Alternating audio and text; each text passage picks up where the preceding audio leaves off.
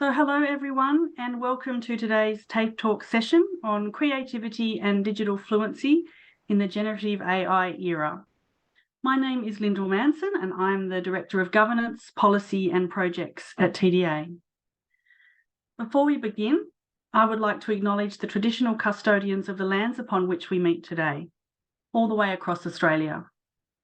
I am in Melbourne, which is on the lands of the Wurundjeri people, and I pay my respects to elders past and present, and I extend that respect to any Aboriginal and Torres Strait Islander peoples with us here today.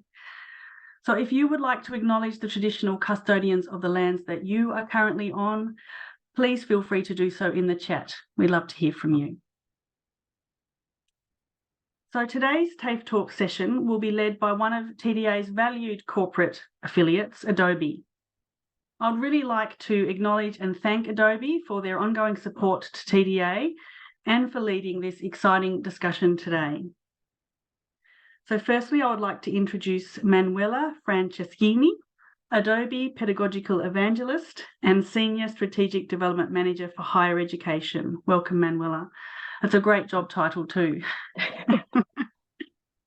Manuela will be joined by Sumit Abkari, who is an Industry Innovation Specialist, and Sharon Lehman, EduTech Lead, both from TAFE New South Wales.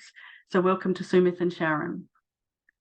Finally, we'll be joined by Jason Grant, who is a Solutions Consultant at Adobe, and Jason will be demonstrating a little bit later Adobe Firefly, the new Gen AI from Adobe. So in terms of the format for today, I'm going to hand over to the experts and Manuela is going to lead the discussion.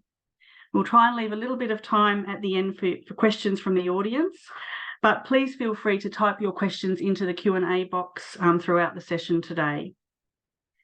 Just so everyone is aware, today's session is being recorded and the recording will be made available for everyone who registered for this TAFETalks and will also be on the TDA website.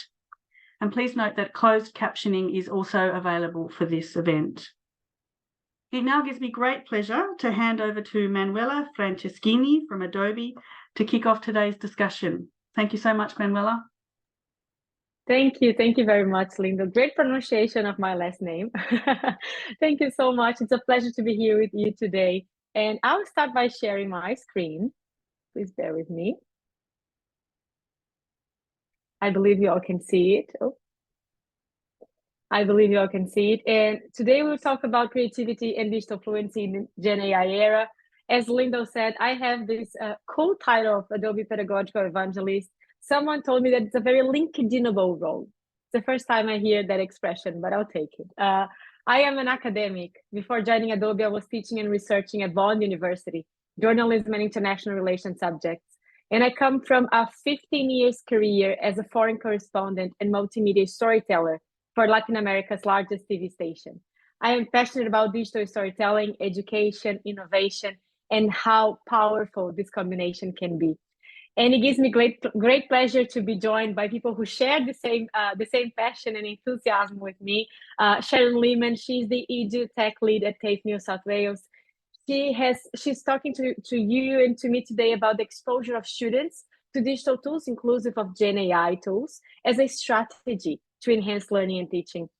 She's currently leading the Learning Technology Services team at TAFE New South Wales, and they are exploring how Gen AI and other digital tools can help education. She's a teacher in learning technologies at heart, and she's passionate about supporting teachers and students on this journey.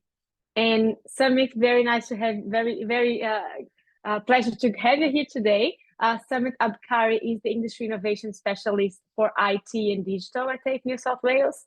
He'll talk today about the needs for upskilling to adapt to the Gen AI era and the work that he's been doing at the IATDs.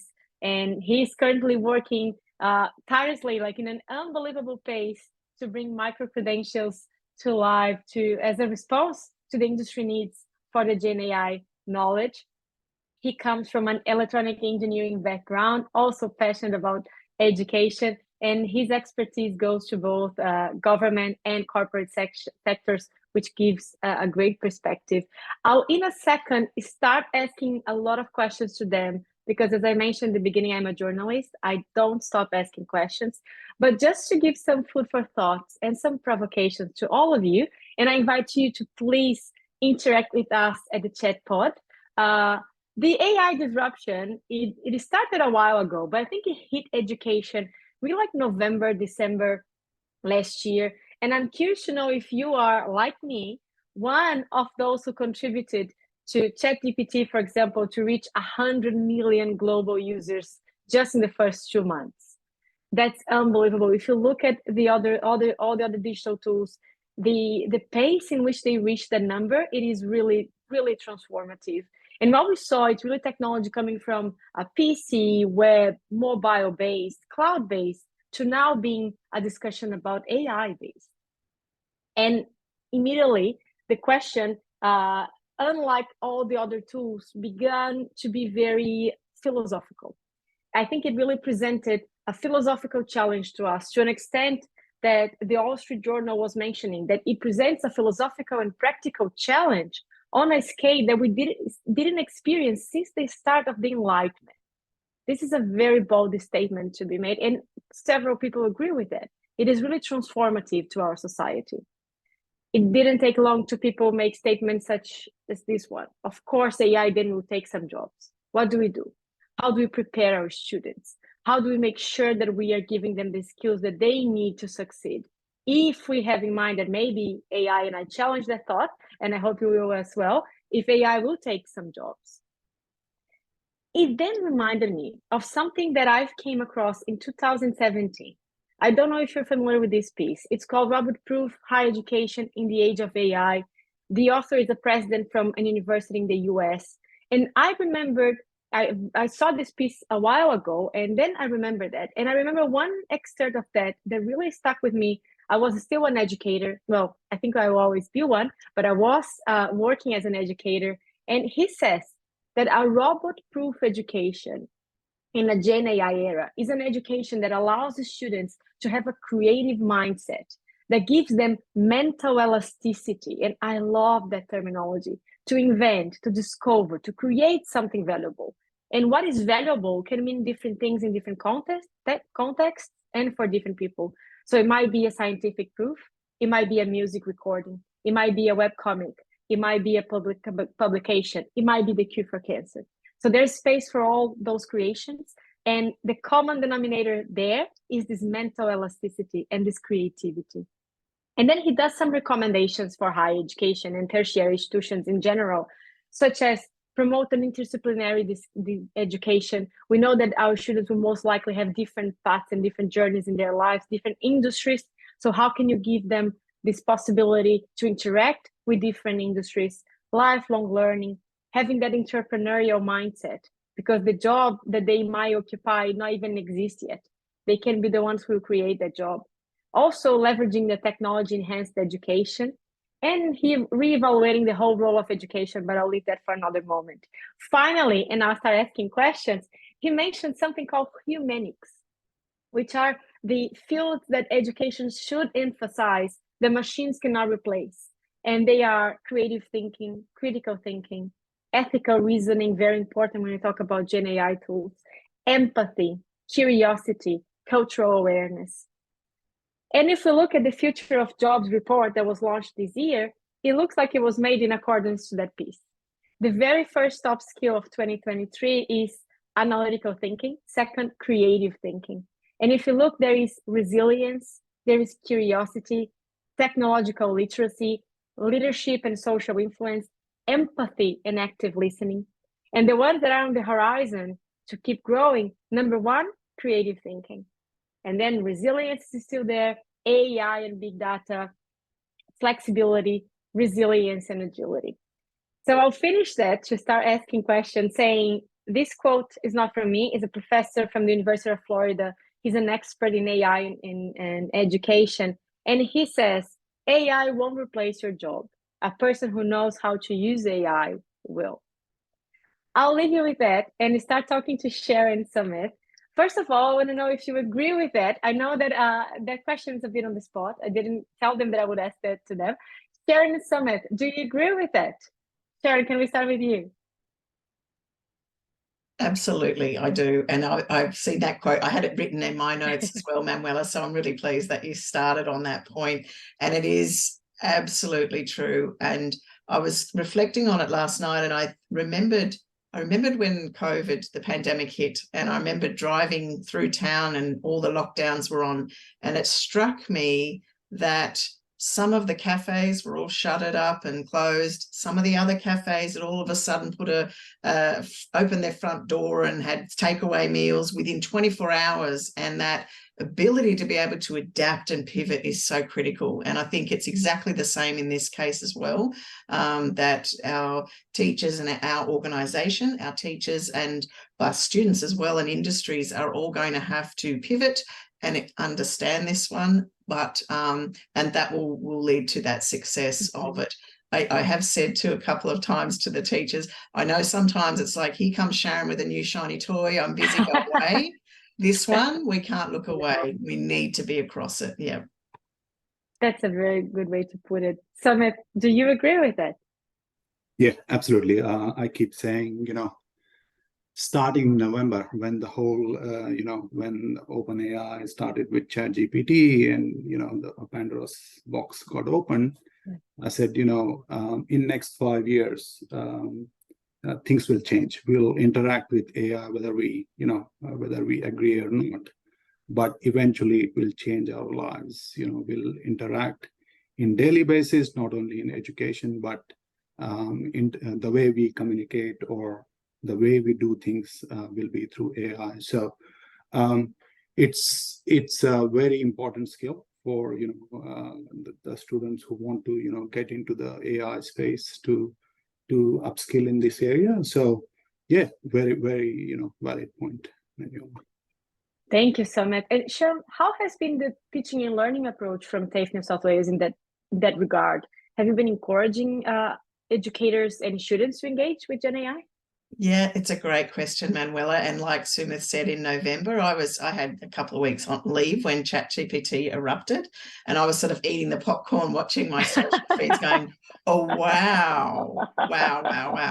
And so it's been very interesting to see it all unfold, in that first, when we all came back, everyone came back and the teachers and students came back to campus, and even the government response is still not clear and is in development. So we had some wonderful staff that were very reactive straight away, knew we had to get on the front foot. So I'm very grateful that our managing director Steve Brady did not ban it, and there was random, everyone had a different reaction.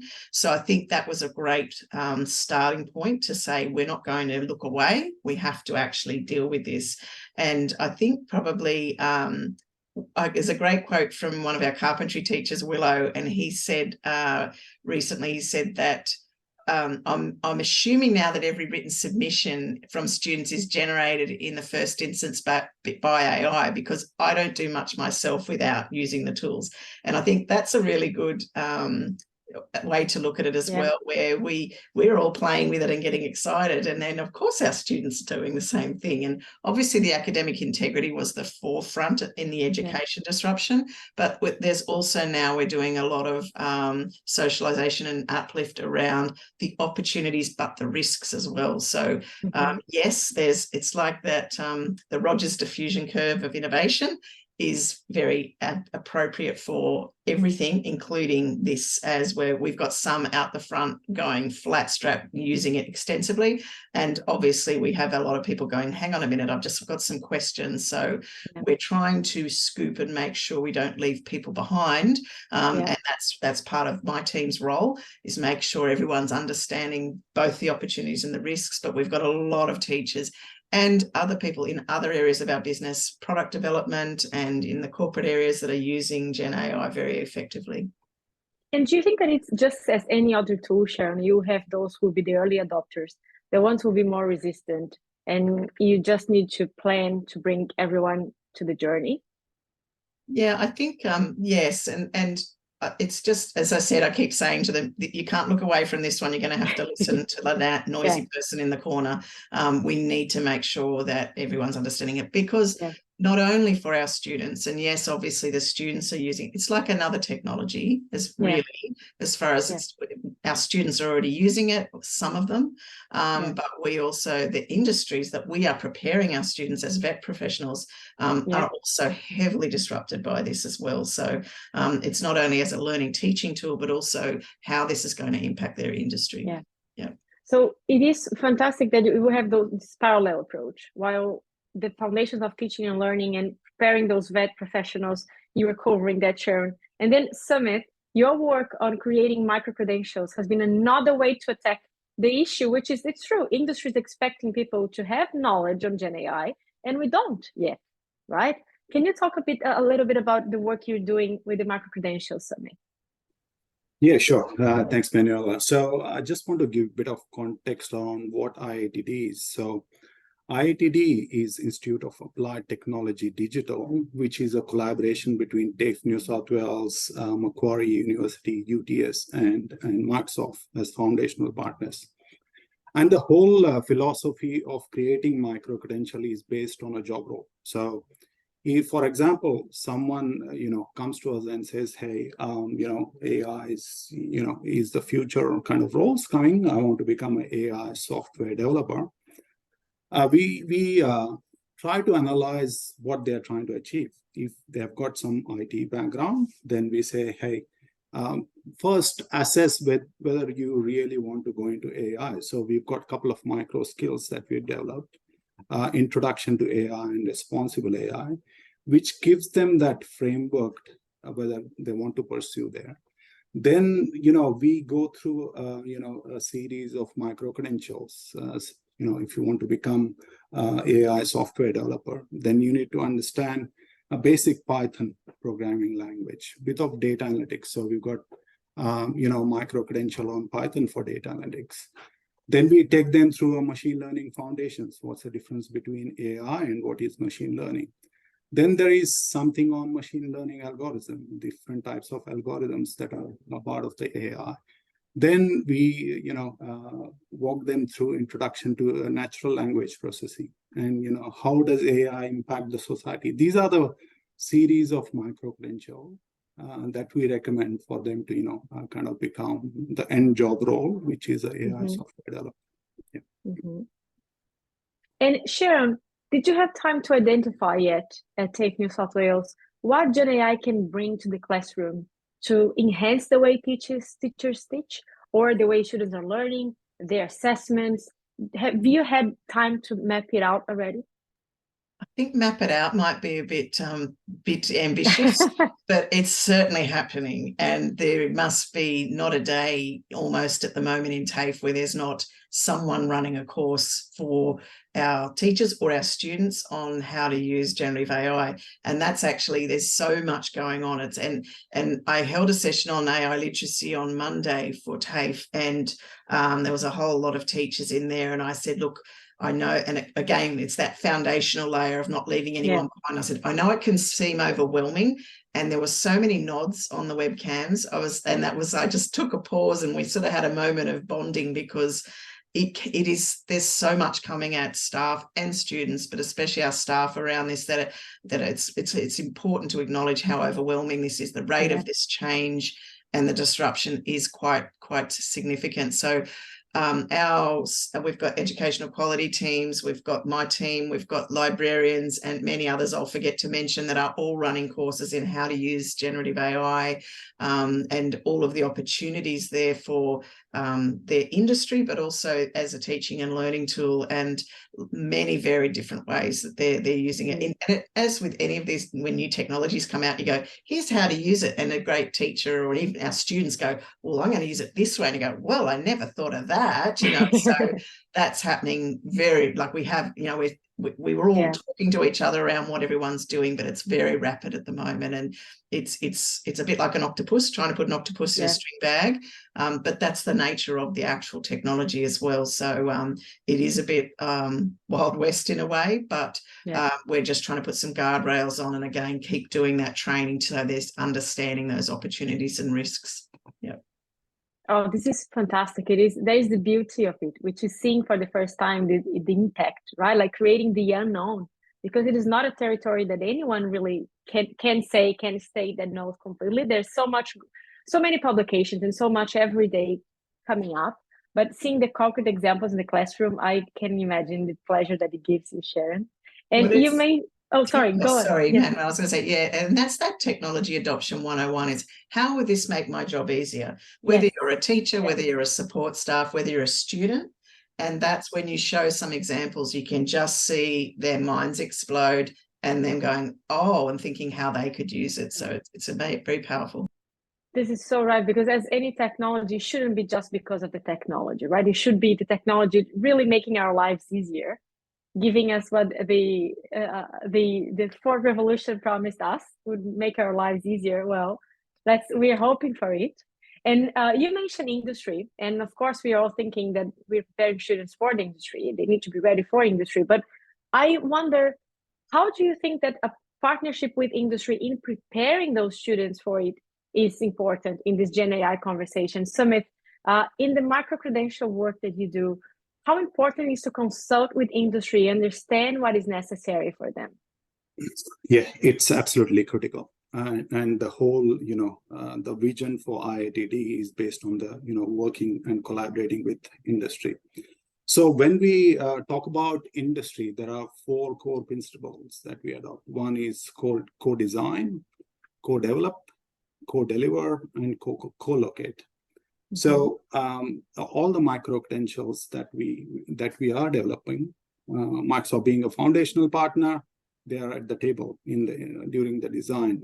In terms of co-development, I know with Adobe, we are developing a few micro skills in the web design, those kind of things, and then co-deliver. So during the micro-credential delivery, what we do is we get industry guest lecturers to come and interact with students for an hour during those 6 weeks of micro-credentials, so that they get the live industry perspective.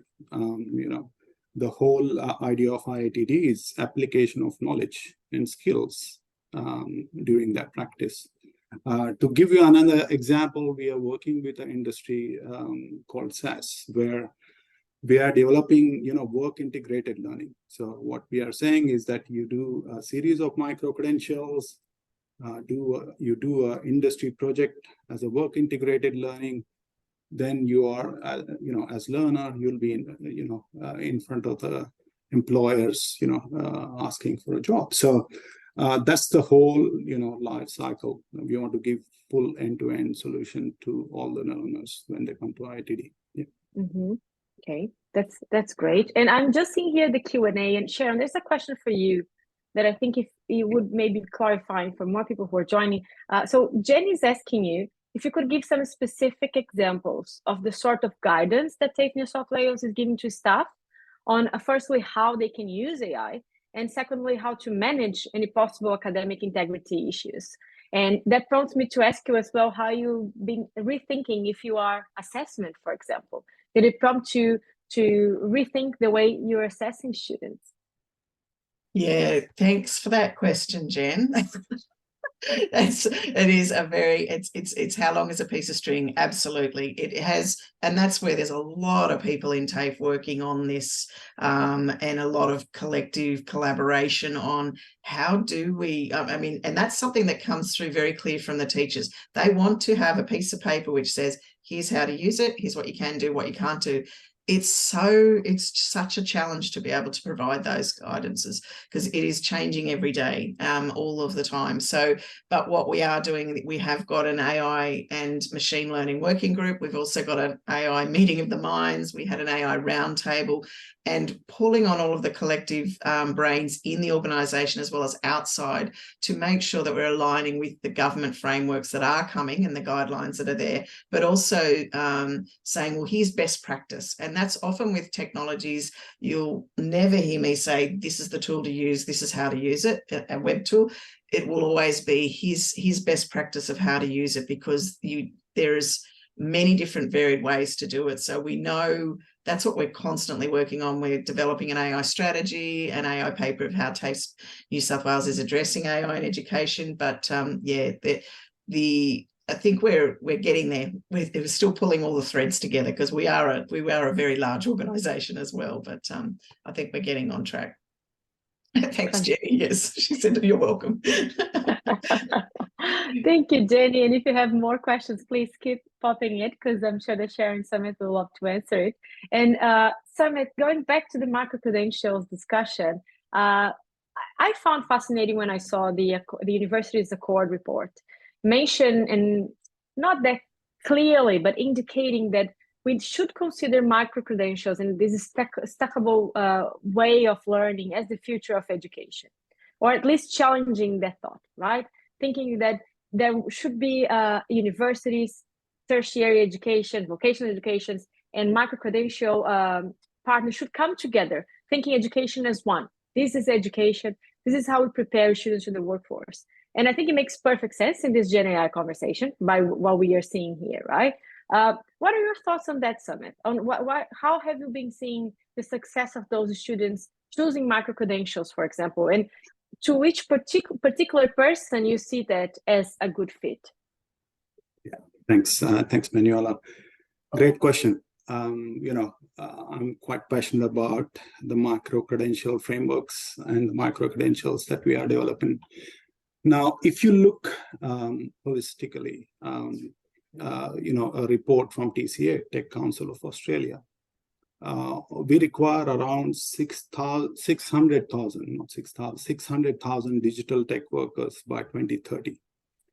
And if we look at our current supply chain, with all the universities and TAFE comes on, we will not be able to provide that kind of volume by 2030. So there needs to be some out-of-box thinking that needs to happen. And at IITT, we are making a small effort, in terms of this, creating a short, sharp micro-credentials which are aligned to a job role, which will get students upskilled in the digital area very quickly. That's the purpose of the whole micro-credential, because a single micro-credential lasts between 6 to 8 weeks. And if you do a series of 2 or 3 micro-credentials, potentially between say 2 to 3 months, you are pretty much skilled enough to apply for job roles. Yes. Okay. Sharon, can I ask you as an educator, what are your thoughts on that, on these different ways of learning and being educated? Yes, sorry, I wasn't listening, Sumit. I was answering in the chat box. No, we were talking about this stackable model of learning and difference of like choosing micro-credentials or choosing a traditional diploma. I think in the end, it boils down to the same teaching and learning methodology, which is a welcoming digital tools, correct?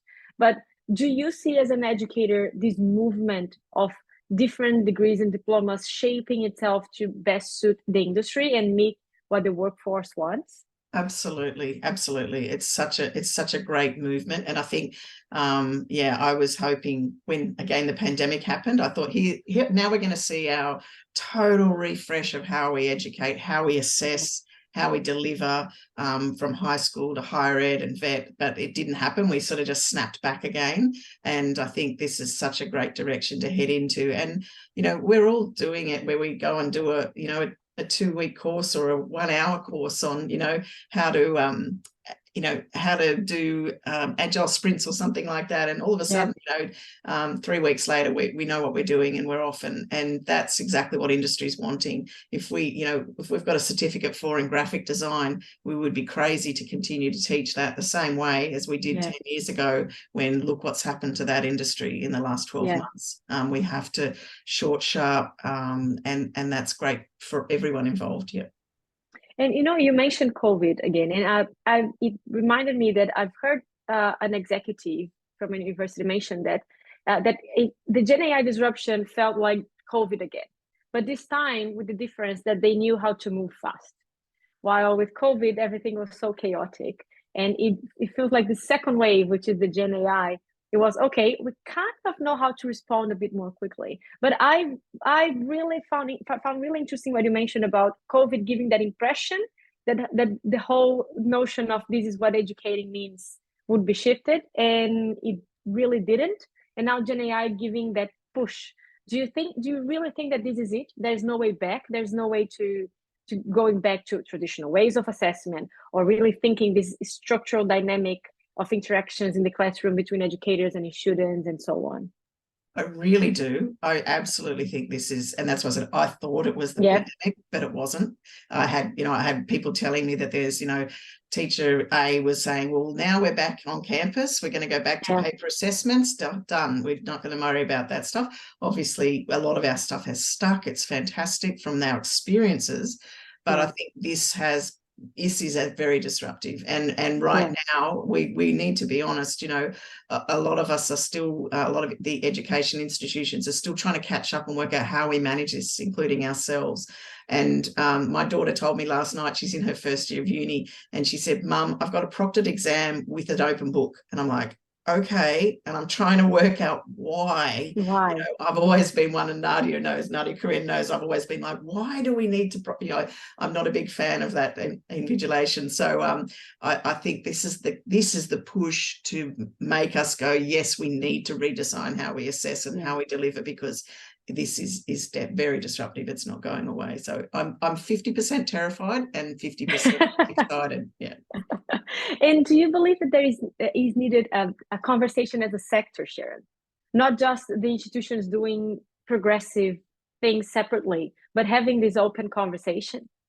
Yeah, and I think that's what I've seen too, is there's so much sharing, and that's where and across all the social feeds, everyone's just sharing everything, whatever part it is, not just academic integrity, whatever it is. And and that sort of came from the pandemic too. Everyone just was okay, and that's that open education, which I also ethically love.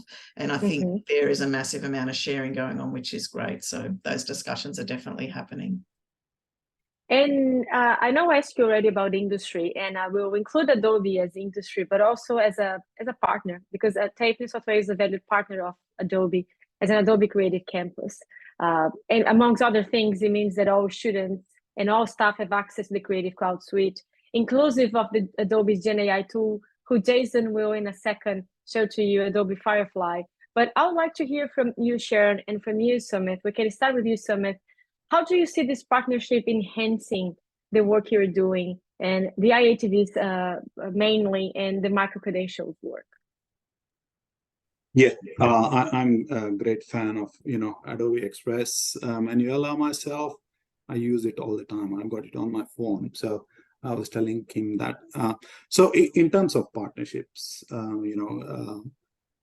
in the generative AI space, probably I can share this with the group here. There is a micro skill that is coming through IITD called Generative AI and Business Applications. We want to roll it out this side of Christmas.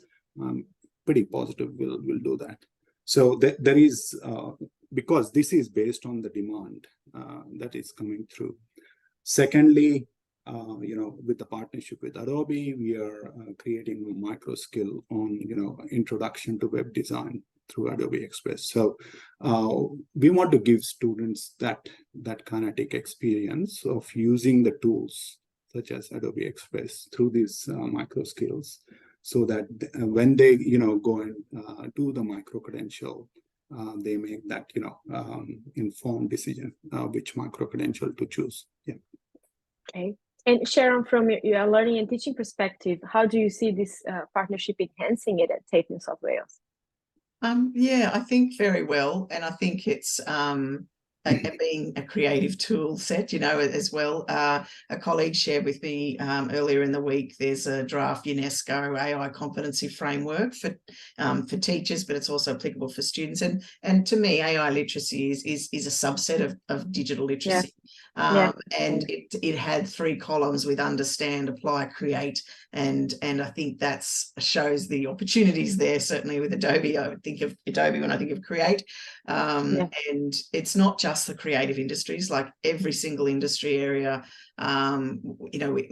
there's opportunities there, and there's also disruption in their own industry. So I think we do need to look at them all and unpick where those opportunities are. But I look at the foundational studies, every time I show one of those, put in a question, and yesterday it was PI, someone shared with me earlier, PIAI, and I was playing with that in front of 100 teachers, and you see the teachers who are teaching adult migrant English program, English as a second language, and their minds just think, you can see them expanding of all of the ways they could use that type of technology.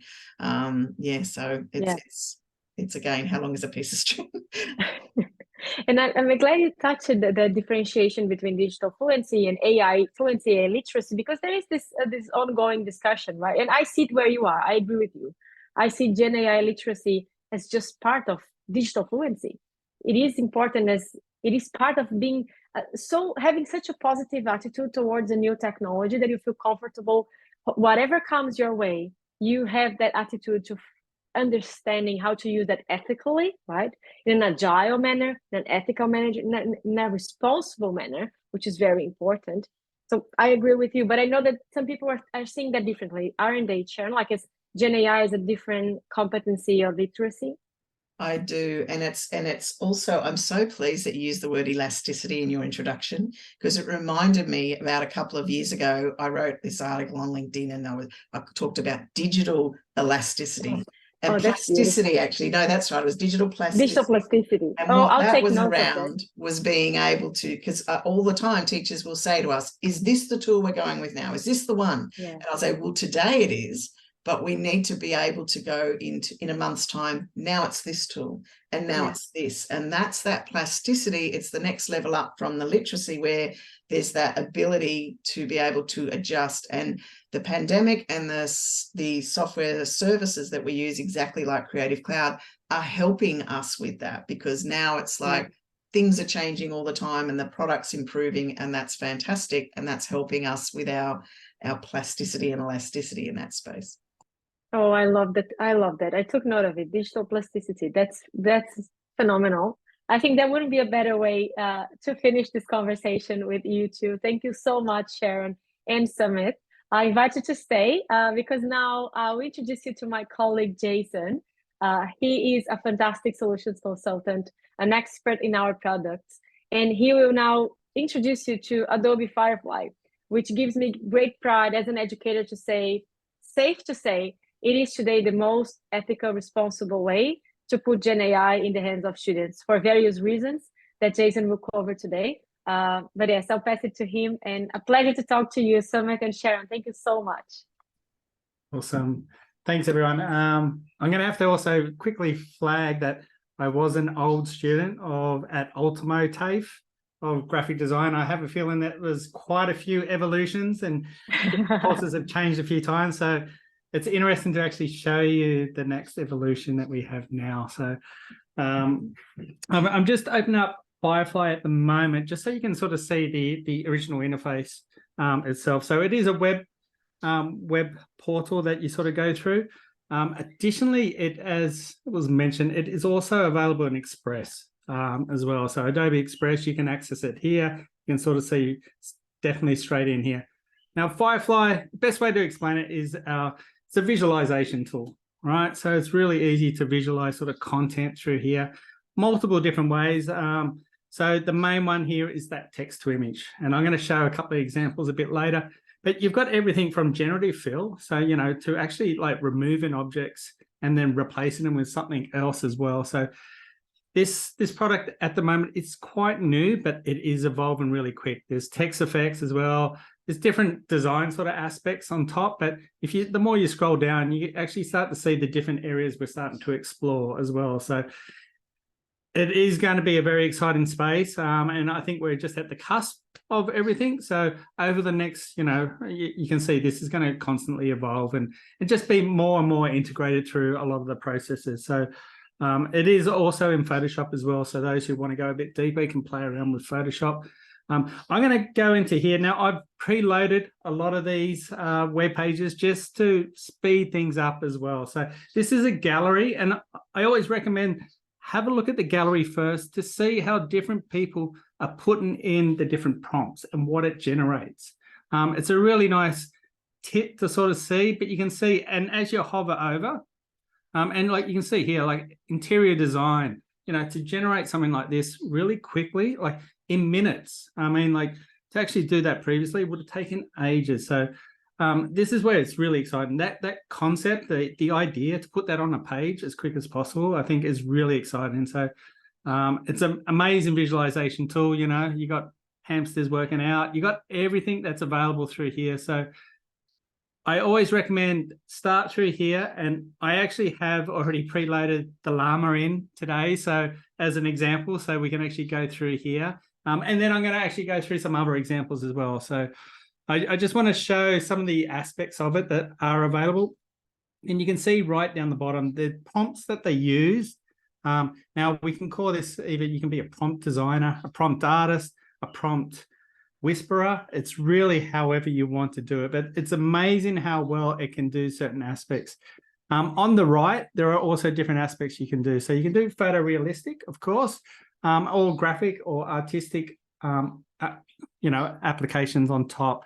And then moving forward, there's even different styles. So, you got different art movements that are available, themes of how you're actually doing it. Like concept art, I actually use quite a lot as well, especially, just for that idea. You don't want to get bogged down into details, but you want that idea itself, the concept to come through. So that's where I use concept art. Techniques as well, doodle, I also find that really good. That simple sketch on page, give you that sort of approach. I won't go through all of them, but I do 100% recommend to explore the different aspects as well. There's photographic techniques, there's different material options as well. So there's quite a lot that can actually be done through here. And it is great fun to actually start to play. Now, I do want to quickly, maybe I'm going to localize this one, and I've got a reason why I am actually doing it through this. But, we can, of course, we can do, say a kangaroo. And as we do, now, every time you hit generate, it's going to push out a new execution, right? A new one every time, even with the same prompts. So you're likely not to get the same prompt every time. So it's really important to note. Additionally, another point I think Manuela touched on that a little bit was how we actually source this content. It has been designed to make sure it is commercially viable. So what we've done to do that is our Adobe stock library has millions and millions of assets, but they're all royalty free. So we're actually using royalty free assets to actually generate content. So it makes it really good. Additionally, we're also going through and actually making sure it's ethically, the content delivered is ethically sort of approached as well. So, if I put in a doctor, it should do a 50-50 split of men and women. It shouldn't be leaning one way or the other. So that's where it is also good. So you still need that touch and that oversight to actually make sure it pushes out content. Now, I could do this all day with the animals, and I would recommend here, but, we can start to go in, and if I just quickly move that, we can put a blue koala wearing a yellow hat. And I know this is all cute, and I'm doing it quite light, but I will go into a real example a bit later. But you can see how easy it is to actually generate some amazing content, unique content. And it's just, I do find it very exciting to actually play around with this. So it is something really good and exciting as well. Now, I thought I did sort of generate something as an example, and this one inspired by my daughter. So she's also doing animal studies at TAFE at the moment.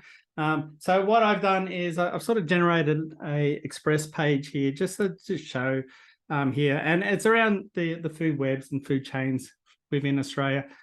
You can see here I've already been playing around with my animals as well. So I've done a whole range of different things, but I did build out a whole thing. But what I found really good was I used the portal itself to actually generate sort of this background image here and showing everything from koalas, kangaroos, emus, the whole diverse sort of ecosystem that is available as well. So it's really amazing in how you can actually do that. And I want to show the original, here we are, the original one that I built through here. So you can see I've managed to start with a blank canvas, and I'll go back and show you how that is done. But then I've painted in areas and built out different objects and different characters as well. So that's where it's been really fun to actually do certain things. So I can take out, so you can start to build on it. You know, it's like any canvas or anything like that. You start with something simple, then you start to add on top of it. And that's where it's really helpful at the to use Firefly. I do have a quick guide that I will share at the end, just to show different ways you can utilize your prompts to get the best out of it as well. So really exciting how you can actually do it. You can see here I've done quite a lot. I've also put it into Express itself. And as you can go through here, it's the same sort of content. I just pushed it out, but I can use text to image directly in here as well. So, you know, I can actually make anything that I want.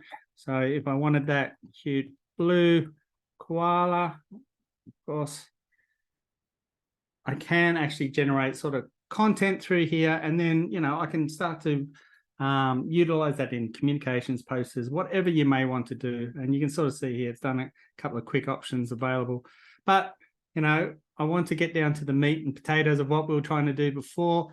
Now, I have already sort of generated a background itself. So you can see here, the Australian bushland, and it does work even with different sort of environments as well. So it does recognize like Eiffel Tower at certain aspects, but important to note, because we only use royalty-free content, if you typed in something like Disneyland or Mickey Mouse or anything like that, it won't be able to generate anything for that. Because again, we don't own the copyright, so we're not allowed to generate sort of content like that. Now I'm going to go here. I'm actually going to change it to, and I'm hoping you sort of get the gist of why I've done this. Rainforest, I've got it in my background as well. So you can see here, it's generated through things. Now, if I do refresh this, it will pull out similar content, slightly different every time. So no two will be alike. You will see here as soon as that comes through. It may take a little bit of time. There we are. So you can see here, I've done quite a few different options. Now, I am going to hover over this one, and I just want to highlight a couple of different aspects that you can sort of see here. So if you go up here, if you were going to download, it will come up and tell you that the content credentials are also available and included with this, right? So content credentials is the aspects that we use. It's an initiative that we use to actually make sure that, okay, what is generative AI versus what is actually an image itself, or created sort of separately, or amalgamation of images. That's where content credentials come into play. So it's important to say, hey, this is artificial intelligence used for this as well. Okay, so I do see a question. I will come to that in 1 second, if you don't mind, Senshi. But let me just quickly also show here. You can see here, I can open it in. I can also favorite this as well. So I can actually start to use this as well. I do want to show the edit functions, right? So you can see show similar. I can use it as a reference image. And maybe this might be a good time to actually address yourself. So when it comes to the content that we use, as I mentioned before, we do use our content from Adobe stock. We are looking at ways that we can open this up for other people to use their own content. Of course, they have to make sure they've got license to that content. This is also able to be utilized in Adobe Photoshop as well.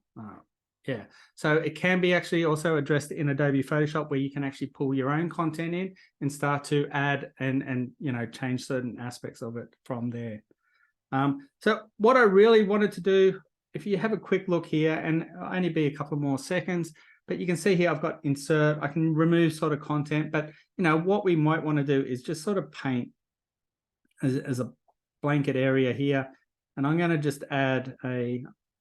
I'm going back. I'm going to keep in theme here, so I might just use a kangaroo, and let's just generate that, just so you can sort of see how it aspect.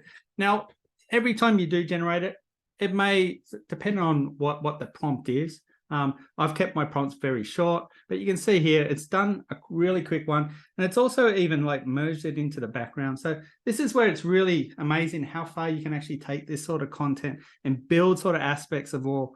And each one will push out a different a couple of options available, depending on what you're looking for as well. And Jason, there is a question that I think it would be interesting to answer. So Peter is saying that you said that he works in Adobe Photoshop. What about Photoshop Elements? And I also think that I don't know if you have it open there, but there is a specific feature in Photoshop, and as Jason mentioned at the beginning, Firefly is embedded in different tools in different tools of the Adobe suite. So there is an Express, Firefly itself, Photoshop, and so on. And I think it is a reflection of the 40-year work that Adobe has done in this field, developing GenAI responsibly. The Content Authenticity Initiative not only gives transparency to images that were created with GenAI, but also invites the sector to reflect on how to be more thoughtful about the way we create this technology. Like the pace that industry can create these is just absurd. It is not the same pace that we as society can stop and reflect on the boundaries. So Adobe has been leading the way on that sphere as well, which I think is particularly important for education to be mentioned. But so sorry, I digressed a little bit, Jason. I'll be back. Does it work in Photoshop Elements? And if by any chance you have Photoshop open to show to us? I can get Photoshop open, and I'm happy to do a quick example depending on time. Not a problem at all. What it will do is something similar to what I'm doing here, like that insert model. So it works off a base image, and then you add to it or retract sort of content as well. So that's the main reason why I was showing this sort of aspect. It will do the same prompt sort of aspects, give you the options that are available, and then you take it or leave it. What additionally they do, which is also a really great example, is the expand background. So if you have a square image or something like that, and you need it a lot larger, and this is where we're seeing a lot of practitioners use this heavily, is that they will use the generative expand, and that does some amazing work, like to recreate sort of content. And I've done it with like bedrooms and a whole range of different aspects as well. So, you can add so much content to an existing image as well. So it's really great like that. And I will try to get to that one as well. The other part too from Michelle, she was asking around the future aspect. So we did touch on a few points here. I can tell you, and now I take it we're all under NDA, is that if that's correct? But I'll allude to a couple of areas, and naturally we can take this offline if we have to go a lot deeper. But we're looking into video aspects as well. So we do have a promo video that's out there where it's looking at things such as generating storyboards from scripts, right? Or helping push out B-roll sort of content to existing sort of content as well.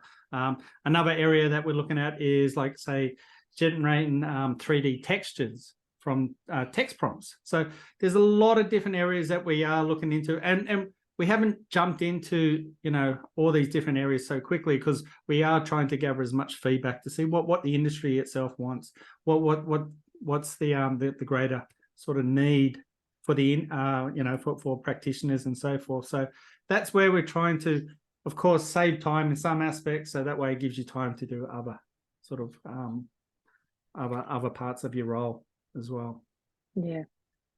Oh, that's great, Jason. I'll keep an eye on the questions if there's anything else you would like to show. Meanwhile, there's an anonymous question saying that if a college is not implementing AI as fast as staff and students are using it, but not training to use it properly, what would you recommend proceeding? How would you recommend proceeding? Sharon is still there. Sharon, would love your inputs on that. I would say start a conversation. I think it needs to be talked, discussed, addressed. Right, Sharon? What do you think about it? Yeah, it's a great question. And sorry, I only just saw that Q&A pod. So I was just reading that exact question when you called that out. I think it's one of those things, and that's why the first thing I did when we got back was this year was start planning I call it the AI roundtable. And I am not an expert at all. I feel a bit like a fraud. I've already told my team today, but it's bringing the right people together And I think what was very powerful last year, I went to a couple of sessions on AI, and I realised it's not just an ICT thing. It needs to come from the top down, which is why I said I was really excited when Steve said, no, we're not banning this, we're going to keep going. So I think bringing the right people into the room to have a conversation to say, how do we do this together? Because often it's feeling overwhelmed, or you know, it's part of saying, we can't look away, what are we going to do? And I'm watching Jason do amazing things on the screen. This session has been just fantastic, at least for me. I hope you're sharing the same enthusiasm, but I am loving this combination of, that's really what Adobe drives. It is this combination of creativity, talking about pedagogy and education while doing these fantastic things with digital tools. Wow, this is mind-blowing, Jason. Yeah, it's really amazing how it just thinks of different things, and the lighting, the textures, all that, how it replicates that. I did promise, and I don't want to forget that, but I did promise there's a quick guide, and I apologize for all the aspects I've got open. But you can see here, and it's great for a screenshot. Naturally, we can go a lot deeper. It just gives you that context of how to maybe generate prompts, you know, like with certain subjects and that. We do have deeper guides, of course, and hopefully in the future we can run through it as well. But you can see here. But even what I like to is the emotive words that you can use in this, which also, you know, because again, with visuals, they're always very emotive in how you actually sort of view them and so forth. So it's a really great way to actually do certain aspects too. So yeah, it's an exciting sort of field that we're going into, and I understand we're really at the top of the hour, so I'll stop sharing. And the whole day. the whole notion of prompting is such a different mindset. It is something so specific that we need training only for that. We need to do that so many times that we really master it, because it's another skill. It's a whole other skill. Linda, I think, do we need to say our goodbyes? How are we with the time? You're doing very well on time. If you want another couple of minutes to finish up. Great. Yes, I would invite any other final questions or comments, anything that either Sharon, Sumit, Jason, or myself could address while we are here. You were such a fantastic audience. There are so many incredible comments in the chat pod. Jenny is thanking us. Thank you, Jenny, for your question early on. And Sharon, thank you for jumping in the chat pod and answering the questions directly as well. Thank you, Al Briggs, for being here. These tools are an absolutely critical part of helping us increase and enhance digital fluency in all students. I couldn't agree more with you, Al. Yes, I think I still have claps and hearts. If there are any other final questions, I think I can just thank you all again. Such a great audience. I hope you enjoyed it as much as I did. Thank you, Jason and Sumit and Sharon and Linda, for inviting us. It was a great pleasure to be here. Thank you so much, Manuela, and thank you as well to our speakers, Sharon and Sumit from TAFE New South Wales, and to you, Jason, for that amazing presentation at the end. I mean, it's one thing to talk about generative AI, but then to see it in practice, it's pretty mind-blowing. So thank you for that.